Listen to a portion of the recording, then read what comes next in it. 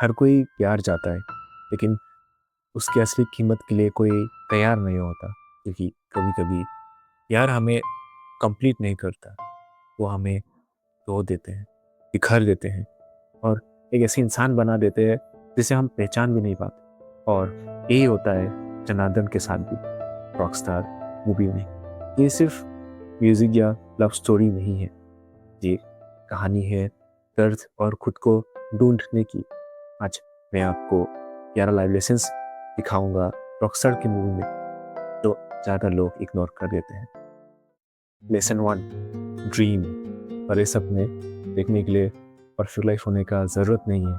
Movie हमें यही दिखाता है कि जॉर्डन नाम का लड़का जो कॉलेज में पढ़ रहा होता है, जो सीधा साधा है, सिंपल लाइफ जीता है, वो भी लाइफ में स्ट्रगल कर रहा होता है और उसका एक ही सपना होता है, वो है रॉकस्टार बनना।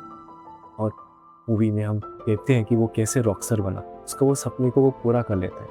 कभी कभी जो बड़े बड़े सपने होते हैं वो हम जैसे सिंपल ऑर्डिनरी लोग ही देखते हैं और वो पूरा भी होता है। जिसने भी सपना देखा है वो पूरा हुआ है। Lesson 2, wish.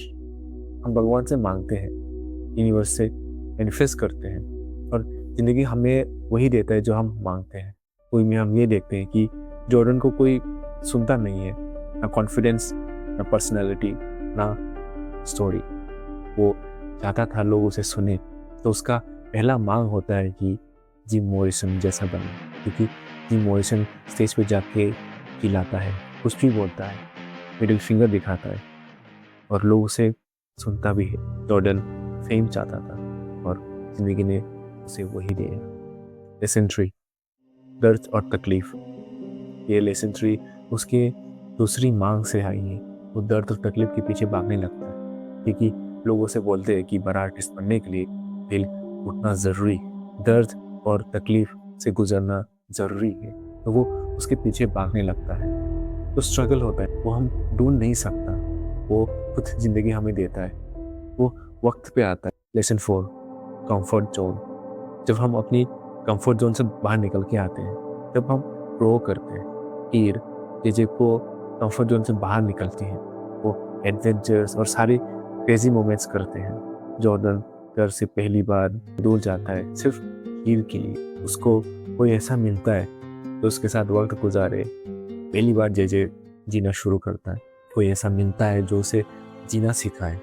अक्सर हमारे साथ भी ऐसा ही होता है कि हमारा कोई दोस्त होता है या कोई एक इंसान आता है हमारी लाइफ में जो हमको कंफर्ट जोन से बाहर निकल देता है, और या ऐसा वक्त आता है जो कंफर्ट जोन से बाहर कर देते हैं, और तभी हम मैच्योर होते हैं या ग्रो करते हैं। जब भी हम अपने कंफर्ट जोन से भी निकल के आते हैं ना, हम खुद को पाते हैं। लेसन 5, हर कनेक्शन प्यार नहीं होता, पर कभी कभी प्यार समझ में नहीं आता।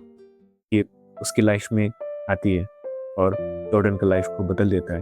वो फ्रीडम, वो मोमेंट, वो मस्ती, वो पागलपन, सब कुछ करते वो दोनों मिलकर। जे पहली बार हर एक मोमेंट को महसूस कर रहा था।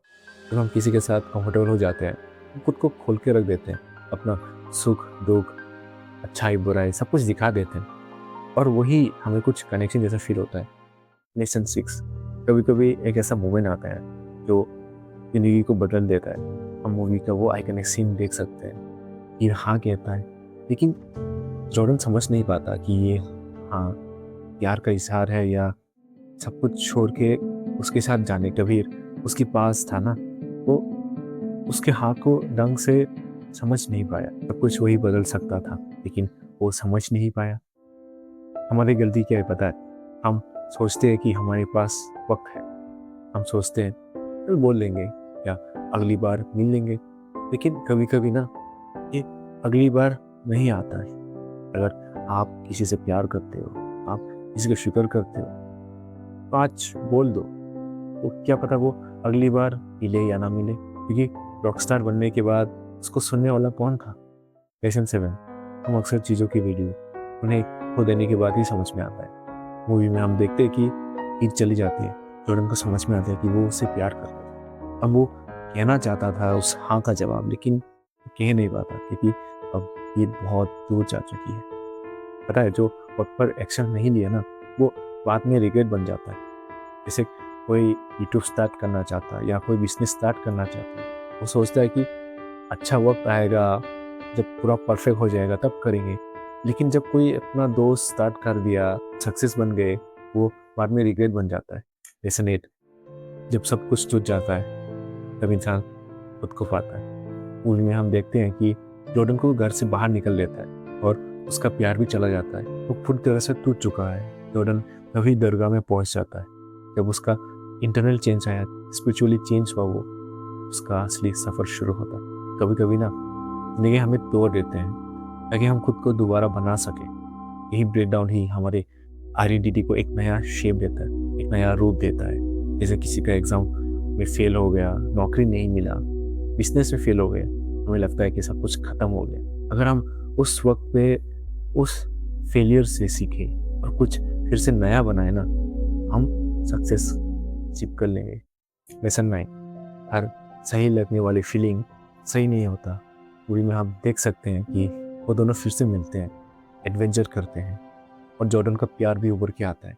लेकिन अब बहुत देर हो चुकी है क्योंकि हीर जो भी शादीशुदा है, उन दोनों का जो प्यार है वो एक क्यूट सा लव स्टोरी जैसा लगता है, लेकिन अनकंफर्टेबल भी फील करवाता है और गिल्ट भी। कभी कभी ना जिंदगी में हमें एक ऐसा प्यार मिलता है जो दिल और दिमाग में एक अलग अलग राय देते हैं। दिल तो नादान है, वो तो कहता है कि उसके पास जाऊं, उसके साथ रहूं, लेकिन तो दिमाग जो मैच्योर है और जो लॉजिकल थिंक करता है वो कहता है रुक जाओ। हर बार एक्शंस लेने की ज़रूरत नहीं होता, क्योंकि कभी कभी यही अच्छा है कि हम खुद को रोक लें। लेसन 10, सक्सेस हमेशा खुशी नहीं देता। जॉर्डन फेमस हो जाता है, उनके फैंस उसके लिए चिल्लाते हैं रॉक स्टार रॉक स्टार, उसको सुनता भी है, लेकिन वो अंदर से खाली हो। जॉर्डन कहता भी है कि मैं तो यही सब चाह रहा था, लेकिन खुशी तो दूर दूर तक नहीं है। हम सब सोचते हैं कि अमीर हो जाऊंगा, नौकरी मिल जाएगा, उसके बाद तो खुशी ही खुशी है। सक्सेस के बाद भी हमारा जो प्रॉब्लम होता है वो सेम ही होता है, क्योंकि हमने खुद को अंदर से चेंज नहीं किया है। लेसन 11, हर सपना एक कीमत के साथ आता है।